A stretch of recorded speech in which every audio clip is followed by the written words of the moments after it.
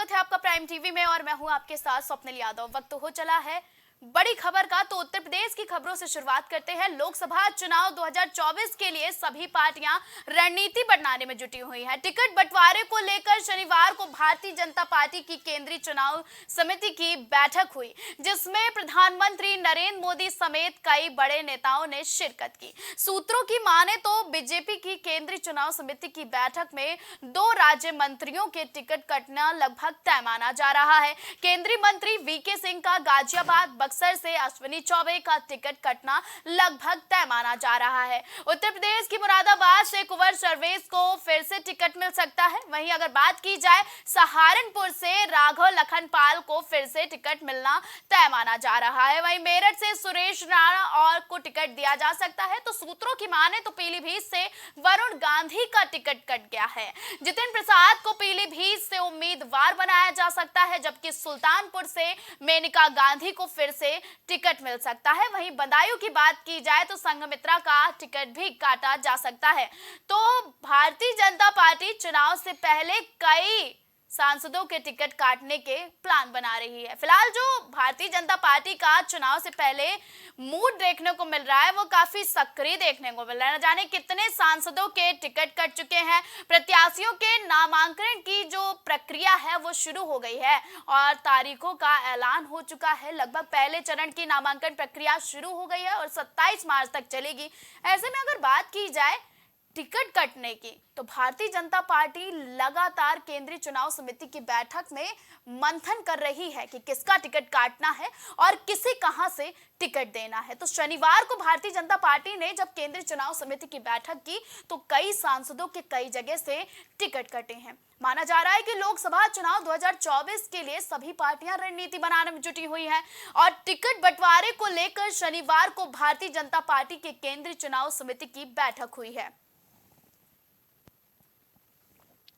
आपको बता दें कि प्रधानमंत्री नरेंद्र मोदी समेत कई बड़े नेताओं ने शिरकत की। सूत्रों की माने तो भारतीय जनता पार्टी की केंद्रीय चुनाव समिति की बैठक में 2 राज्य मंत्रियों के टिकट कटना लगभग तय माना जा रहा है। आपको बता दें कि शनिवार को भारतीय जनता पार्टी की बैठक हुई और उसके बाद अब 2 राज्यों के मंत्रियों के लगभग टिकट कटने की तैयारी की जा रही है। आपको बता दें कि चुनाव समिति की बैठक में ये तय माना जा रहा है कि टिकट कटना लगभग तय माना जा रहा है। वहीं केंद्रीय मंत्री वीके सिंह का गाजियाबाद बक्सर से, अश्विनी चौबे का टिकट कटना लगभग तय माना जा रहा है। तो आपको बता दें कि केंद्रीय चुनाव समिति की बैठक में भारतीय जनता पार्टी ने कई चीजों पर मंथन किया। आपको बता दें कि लगातार मंथन करने के बाद भी केंद्रीय चुनाव समिति की बैठक हुई और उसके बाद भारतीय जनता पार्टी ने केंद्रीय चुनाव समिति की बैठक में कई राज्यों के टिकट काटने पर भी मंथन किया। तो लोकसभा 2024 का चुनाव बेहद नजदीक है। ऐसे में पार्टियां लगातार रणनीति बना रही है। इसी खबर पर ज्यादा जानकारी के लिए हमारे साथ हमारे सहयोगी वैभव सिंह हमसे जुड़ चुके हैं। वैभव, जानना चाहेंगे कि भारतीय जनता पार्टी ने केंद्रीय चुनाव समिति की बैठक में मंथन किया, क्या कुछ मंथन किया? देखिए, कल 23 तारीख को भारतीय जनता पार्टी ने केंद्रीय चुनाव समिति की बैठक की, जिसमें जितने भी बीजेपी के बड़े नेता थे वो सब सम्मिलित हुए, जो चाहे वो नरेंद्र मोदी हो या जेपी नड्डा जी हो या रक्षा मंत्री राजनाथ जी हो। उस बैठक में ऐसा सामने आ रहा है कि वरुण गांधी का टिकट कट सकता है और बदायूं से संघमित्रा मौर्य का टिकट कट सकता है और अश्विनी चौबे जी का टिकट कट सकता है, तो वहीं बीके सिंह जी का भी टिकट कट सकता है। जी, अगर बात की जाए तो तारीखों का ऐलान हो चुका है और अब भी टिकट कटने का सिलसिला लगातार जारी है। तो पार्टियों की क्या तैयारियां हैं और किन किन राज्यों में मंथन किया गया है कल केंद्रीय चुनाव समिति की बैठक में, वैभव? देखिए, केंद्रीय चुनाव समिति की कल बैठक हुई थी, जिसमें उड़ीसा, पश्चिम बंगाल, उत्तर प्रदेश और राजस्थान राज्यों की जो भी प्रत्याशियों की जो लिस्ट आनी है उस पर मंथन हुआ है और ऐसा कहा जा रहा है कि जल्द प्रत्याशियों की लिस्ट सामने आ जाएगी। तो अगर बीजेपी के चुनावी एक्शन की बात करें तो अब अगला स्टेप क्या होने वाला है, वैभव, कि भारतीय जनता पार्टी क्या स्टेप उठाएगी? क्योंकि नामांकन की प्रक्रिया शुरू हो चुकी है, तारीखें भी आ चुकी हैं, तो अब क्या काम शेष बचा है भारतीय जनता पार्टी का?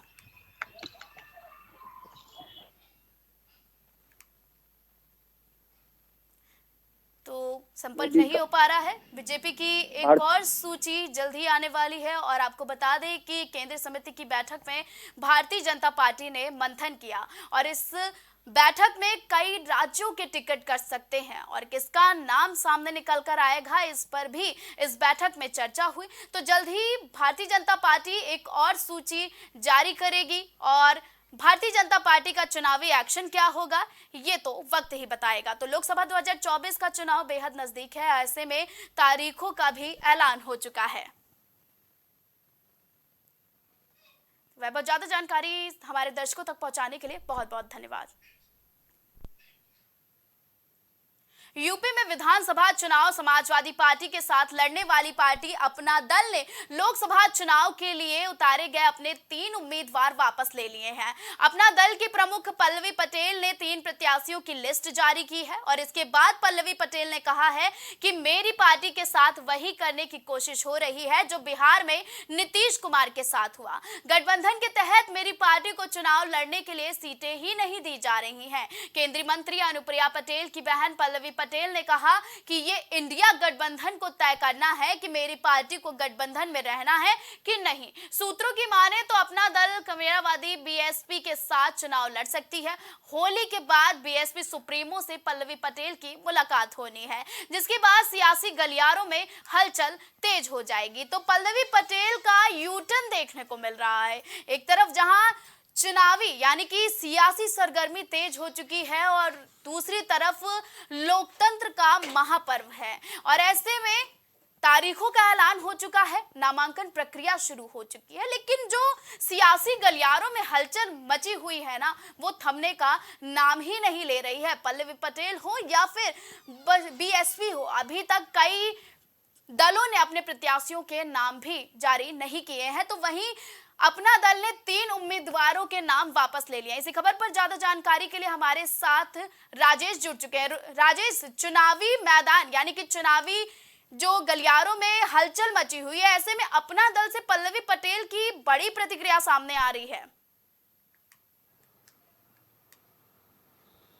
बिल्कुल स्वप्निल, अगर बात की जाए लोकसभा चुनाव की तो बिल्कुल बात सही है कि लोकसभा चुनाव में जिस तरह से सभी पार्टियां कमर कस चुकी हैं और अपने अपने प्रत्याशियों की घोषणा कर रही हैं, उसी क्रम में पल्लवी पटेल भी, अपना दल कमेरावादी की प्रमुख हैं पल्लवी पटेल ने भी अपने 3 प्रत्याशियों को घोषित कर दी थी, लेकिन उसके बाद अभी उन्होंने यू टर्न ले लिया है और तीनों प्रत्याशी जो उन्होंने घोषित कर दिया था उन तीनों प्रत्याशियों को उन्होंने वापस ले लिया है। और वापस लेने के बाद उनकी प्रतिक्रिया आई है कि अगर गठबंधन उनको सीटें देता है तो ठीक है, नहीं तो वो होली के बाद, शायद सूत्रों के अनुसार से खबर आ रही है कि होली के बाद जो है वो बसपा सुप्रीमो मायावती के साथ हो सकता है कि गठबंधन कर सकती हैं। जी, अगर राजेश बात की जाए तो इंडिया गठबंधन अभी क्यों नहीं अपना दल के प्रत्याशियों के लिए सीट जारी कर रहा है? आखिर क्या वजह है कि इंडिया गठबंधन एक्शन मोड में नहीं है, एक्टिव नहीं है? बिल्कुल स्वप्निल, अगर बात की जाए इंडिया गठबंधन की तो बिल्कुल इंडिया गठबंधन को अगर देखा जाए तो इंडिया गठबंधन में बल्कि आपको यूं कहें कि समाजवादी पार्टी के साथ गठबंधन था अपना दल कमेरावादी का, पल्लवी पटेल जी का। उसके साथ साथ में आपको बता दें कि समाजवादी पार्टी के साथ में और भी कई छोटी पार्टियां थी, जिसमें छोटी पार्टियों में एक जनवादी पार्टी थी। जनवादी पार्टी के डॉक्टर संजय सिंह चौहान भी अभी 2 दिन पहले वो समाजवादी पार्टी से अलग हो गए, उनका गठबंधन जो है समाजवादी पार्टी से टूट गया। तो उसी तरह से अगर बात की जाए पल्लवी पटेल की, तो पल्लवी पटेल की भी पार्टी का जो है उनका भी गठबंधन समाजवादी पार्टी से टूटा था और उन्होंने 3 प्रत्याशी अपने मैदान में उतार दिए थे। लेकिन अभी उन्होंने 3 प्रत्याशी जो मैदान में उतारे थे उनको वापस ले लिया, उनका नाम वापस ले लिए हैं। लेकिन कयास लगाए जा रहे हैं कि बसपा सुप्रीमो मायावती के साथ उनका गठबंधन हो सकता है और सूत्रों के अनुसार से पता चला है कि होली के बाद उनका मायावती के साथ गठबंधन हो सकता है। जी, एक तरफ चुनावी माहौल है, दूसरे में ये नाखुशी क्या असर दिखाएगी लोकसभा 2024 के चुनाव में राजेश? बिल्कुल स्वप्निल, जिस तरफ से देखा जा रहा है कि इंडिया गठबंधन जो है, इंडिया गठबंधन में एक तरफ से जहां नाखुशी की बातें दिखाई दे रही, चाहे पहले समाजवादी पार्टी की थी, लेकिन समाजवादी पार्टी के साथ में आप गठबंधन ठीक से काम उनका दोनों का चल रहा है, लेकिन उसके साथ साथ में आपको बता दें जो समाजवादी पार्टी के छोटे दलों का गठबंधन था, उनके साथ में ये दिक्कतें सामने आ रही हैं कि उनकी बातें नहीं बन पा रही। तो इसका मैसेज जो है सीधे सीधे 2024 के लोकसभा के चुनाव में जनता पर जाएगा। जाहिर सी बात है कि जनता समझती है कि जब जनता ये सोचती है कि जब गठबंधन में ही एकता नहीं है तो हम जाएं तो जाएं किधर जाएं, तो जाहिर सी बात है कि उनके जाने के लिए सिर्फ एक ही रास्ता बचता है, जो है बीजेपी। तो जाहिर सी बात है कि ये जो है असर जो है गठबंधन का असर, जो गठबंधन में टूट हो रही है, इसका असर सीधे सीधे 2024 के लोकसभा के चुनाव पे सीधे चुनाव में पड़ने वाला है। जी तो राजेश, अगर बात की जाए पल्लवी पटेल का यूटर्न बीएसपी के लिए कितना लाभकारी साबित होगा? बिल्कुल स्वप्निल, अगर बात करें बीएसपी के लिए तो बिल्कुल बात सही है। बीएसपी के लिए जो इनका है, पल्लवी पटेल का है, इनका बिल्कुल बात सही है कि इनका बीएसपी के साथ जाना बहुत बहुत बड़ा फैक्टर है। और दूसरी चीज़ आपको बता दें कि उनकी 3 सीटें हैं जहां पे उनकी पकड़ है, वहां के लोगों में, वहां की जनता में पल्लवी पटेल की पकड़ है।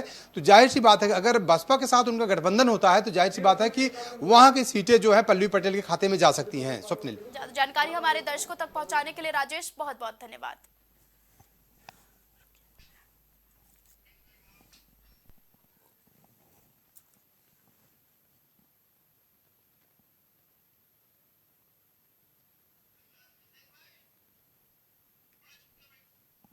बहुत नहीं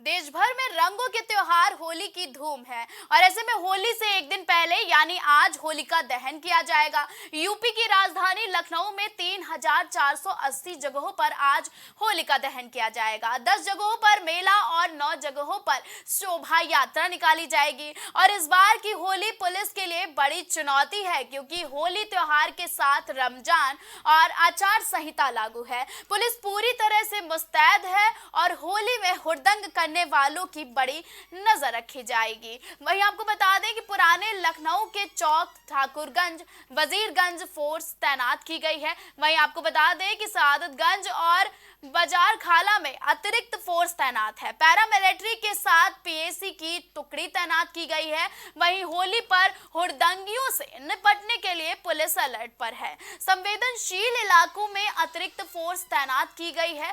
तो इस बार होली का त्योहार काफी अहम होने वाला है और पुलिस प्रशासन के लिए भी कई कड़ी चुनौती है क्योंकि देश भर में होली की धूम मची है। यूपी में होली को लेकर हाई अलर्ट जारी किया गया है। वहीं बीते कल पुलिस ने पैदल मार्च निकाला और लोगों से अपील की कि शांतिपूर्वक होली मनाएं क्योंकि रमजान और आचार संहिता लागू है। ऐसे में होली के त्योहार को शांतिपूर्ण मनाना ये बेहद जरूरी है। जगह जगह पर मेला लगा है और शोभा यात्रा भी निकाली जा रही है। तो ऐसे में यूपी के लखनऊ में खास फोकस किया जा रहा है क्योंकि रंगों का त्योहार है। देश में रंगों के त्योहार होली की धूम लगातार मची है और होली से एक दिन पहले यानी आज होलिका दहन किया जाएगा। यूपी की राजधानी लखनऊ में 3480 जगहों पर आज होलिका दहन किया जाएगा। तो बड़ा जगह है कि जहां 3480 जगहों पर आज होलिका दहन किया जाएगा और 10 जगहों पर मेला और 9 जगहों पर शोभा यात्रा निकाली जाएगी। और इस बार की होली पुलिस के लिए बड़ी चुनौती है क्योंकि होली त्योहार के साथ रमजान और आचार संहिता लागू है। तो रंगों के त्योहार के साथ रमजान और आचार संहिता लागू है और इसके लिए पुलिस पूरी तरह से मुस्तैद है और पुलिस ने पूरी तैयारी कर ली है हुड़दंगियों के लिए और जनता से अपील भी की है कि शांतिपूर्वक त्योहार मनाएं। इसी खबर पर ज्यादा जानकारी के लिए हमारे साथ कलीम जुड़ चुके हैं। कलीम, रंगों का त्योहार है तो ऐसे में पुलिस प्रशासन ने कितना एक्शन मोड दिखाया है और क्या कुछ तैयारियां की है रंगों के त्योहार के लिए? कलीम।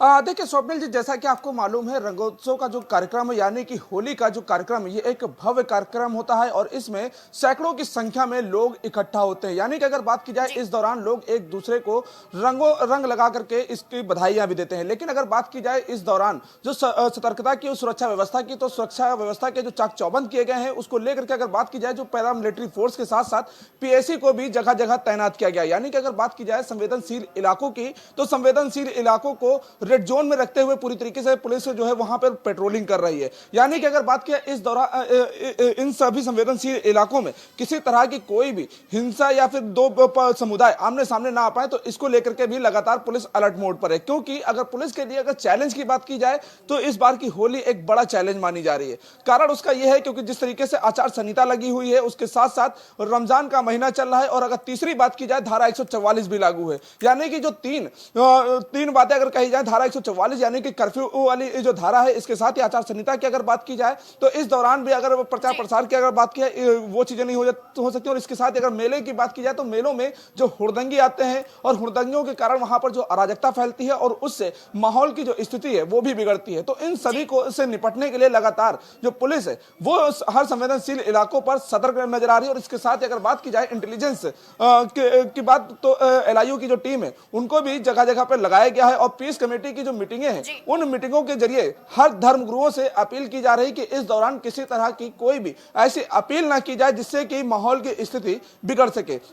फिलहाल जो पैरामिलिट्री की फोर्स की बात की जाए, वो जिन जगहों पर तैनात होने की बात की जा रही है, क्योंकि अगर बात की जाए पुराने लखनऊ की, तो वहां पर जो शोभा यात्रा निकलती है वो एक भव्य शोभा यात्रा निकलती है। उसमें सैकड़ों लोग भी इकट्ठा होते हैं क्योंकि डिप्टी सीएम भी उसमें शामिल होते हैं। और उस दौरान जो चौक से होता हुआ पुराने लखनऊ तक ये पूरी शोभा यात्रा निकलती है, तो उस दौरान सुरक्षा के चाक चौबंद भी किए जाते हैं। फिलहाल अगर जिस तरीके से बात की जाए, जो होलिका दहन की आज शुरुआत होगी, 3000 से अधिक जगहों पर होलिका दहन होना है। और उस दौरान भी रात को जब रंग उड़ता है, तो उस रंग उड़ने के दौरान भी लोग एक दूसरे के पास पहुंचते हैं। लेकिन उस दौरान काफी संख्या में देखा है, पिछले साल की अगर बात की जाए, तो कई जगहों पर ऐसा देखा गया था कि दो समुदाय भी आमने सामने आने की स्थिति रही थी, लेकिन पुलिस उससे पहले ही अलर्ट थी और उससे पूरी तरीके से निपटने के लिए भी तैयार थी। लेकिन इस समय अगर बात की जाए, तो पुलिस के लिए जो चैलेंज इसलिए है क्योंकि सीए नोटिफिकेशन भी आ चुका है। सोशल मीडिया एक बड़ी प्लेटफॉर्म माना जाता है, वहां पर से लगातार जो लोग हैं, लोगों को भी का ब्रेन वॉश जो है वो किया था, वहां से स्थिति बिगड़ती है। तो इसलिए सोशल मीडिया पर भी इस बार निगरानी करने के लिए जो टीम है वो भी बनाई गई है और वो टीम भी लगातार पूरी तरीके से मॉनिटरिंग कर रही है। और कोई भी सोशल मीडिया पर किसी तरह की कोई पोस्ट आती है जिससे कि स्थिति बिगड़े, तो उस पर भी तत्काल कार्रवाई करने के लिए। जी कलीम, अगर बात की जाए राजधानी में रूट डाइवर्जन को लेकर, तो कहां-कहां रूट डाइवर्जन रहेगा रंगों के इस त्योहार के?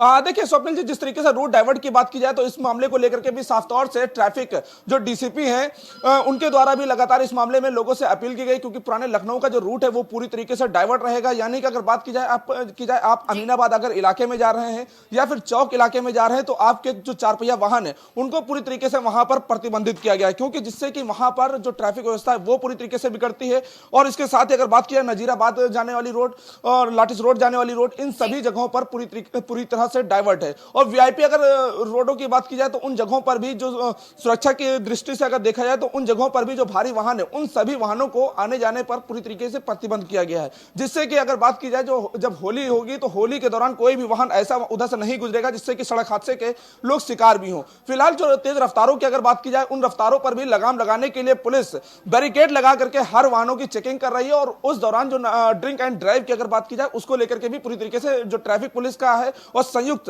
जो स्थानीय पुलिस का, दोनों का ऑपरेशन चल रहा है और इसमें पूरी तरीके से कार्रवाई भी देखने को मिल रही है। जी बिल्कुल ठीक। कलीम, अगर बात की जाए कि फोर्सेस तैनात हैं, तो ऐसे में कितने जोन में बांटा गया है लखनऊ को और कैसे फोर्सेस यहां पर निगरानी रखेगी? क्या कुछ प्लान बनाया है?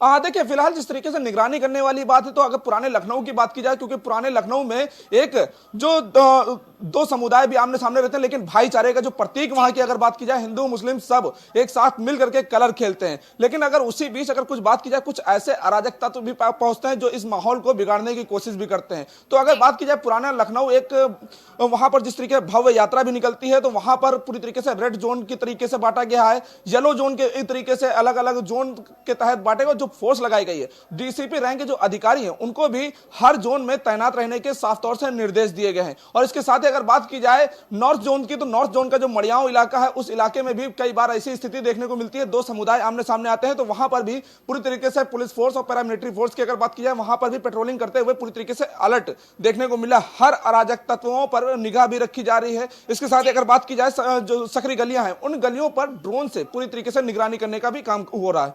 जी, ज्यादा जानकारी हमारे दर्शकों तक पहुंचाने के लिए कलीम बहुत बहुत धन्यवाद।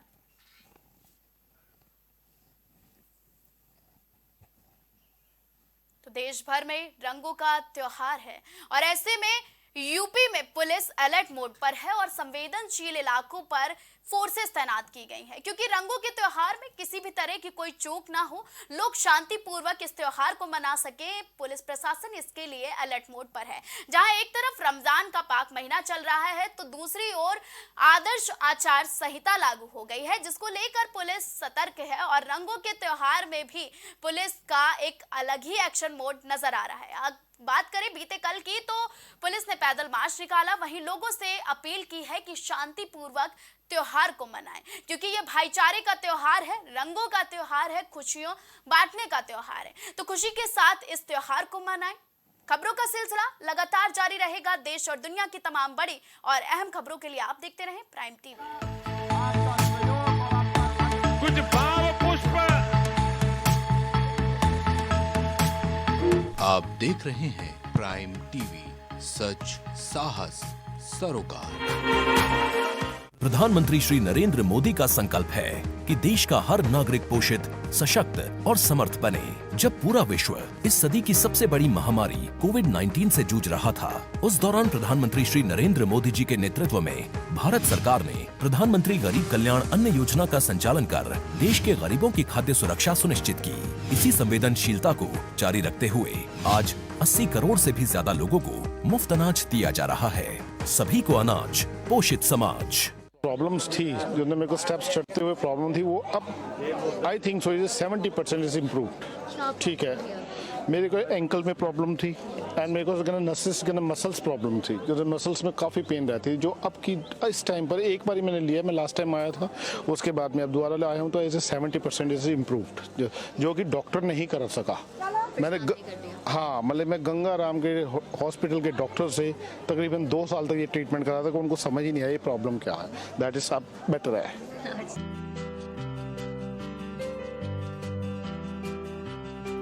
अगर आप करना चाहते हैं अपने बिजनेस को प्रमोट, तो इसके लिए आपको चाहिए होगा एक सपोर्ट। बेहतर स्क्रिप्ट, शानदार ग्राफिक्स, बेहतर विजुअल, दिखाएंगे कमाल, जानकारी पहुंचेगी जन जन तक, आपका काम करेगा धमाल। इन सभी चीजों के लिए अब ना हो परेशान। Brand promotion, motion designing and video editing, 2D और 3D animation, television telecasting, social media works, script writing जैसे कामों के लिए आज ही कांटेक्ट करें 9267925186 पर। इसी के साथ ही आप हमें जीमेल भी कर सकते हैं vikasproduction.gfx@gmail.com पर।